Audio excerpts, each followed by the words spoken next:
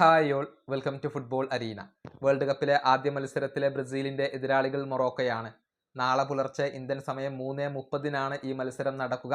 അമേരിക്കയിലെ ന്യൂജേഴ്സിയിൽ വെച്ചുകൊണ്ടാണ് ഈ മത്സരം അരങ്ങേറുക.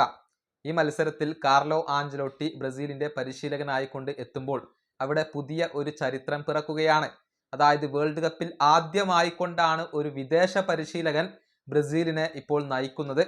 ഇതുവരെ ബ്രസീൽ വേൾഡ് കപ്പ് കളിച്ചിട്ടുള്ളത് ബ്രസീലിയൻ പരിശീലകരുടെ കീഴിലാണ്. ചരിത്രത്തിൽ ആദ്യമായിക്കൊണ്ടാണ് ഒരു വിദേശ പരിശീലകന്റെ കീഴിൽ ബ്രസീൽ ഇപ്പോൾ കളിക്കളത്തിലേക്ക് എത്തുന്നത് എന്ന കാര്യം ബ്രസീലിയൻ മാധ്യമങ്ങൾ റിപ്പോർട്ട് ചെയ്തിട്ടുണ്ട്. അതായത് ഫിഫ വേൾഡ് കപ്പിൽ ബ്രസീലിനെ പരിശീലിപ്പിക്കുന്ന 16ാമത്തെ പരിശീലകനാണ് കാർലോ ആഞ്ചലോട്ടി. ഇതിനു മുൻപുള്ള 15 പേരും ബ്രസീലിയൻ പരിശീലകരായിരുന്നു. പക്ഷെ ഇത്തവണ ഒരു ഇറ്റാലിയൻ പരിശീലകന്റെ കീഴിലാണ് ബ്രസീൽ ഇറങ്ങുന്നത് എന്ന ഒരു സവിശേഷത കൂടി ഇവിടെയുണ്ട്. നമുക്കറിയാം, 2022 വേൾഡ് കപ്പിന് ശേഷം ബ്രസീൽ മോശം പ്രകടനമാണ് നടത്തിയത്. 3 ബ്രസീലിയൻ പരിശീലകരെ അവിടെ പരീക്ഷിച്ചിരുന്നു. അതിനുശേഷമാണ് ഇറ്റാലിയൻ പരിശീലകനിലേക്ക് CBF എത്തിയത്. ഏതായാലും ആഞ്ചലോട്ടിക്ക് കീഴിൽ ബ്രസീലിന് എത്രത്തോളം മുന്നോട്ട് പോവാൻ കഴിയും എന്നുള്ളതാണ് ഇനി ആരാധകർക്ക് അറിയേണ്ട കാര്യം. ഈ വീഡിയോ അവസാനിപ്പിക്കുന്നു. അടുത്തൊരു വീണ്ടും കാണാം.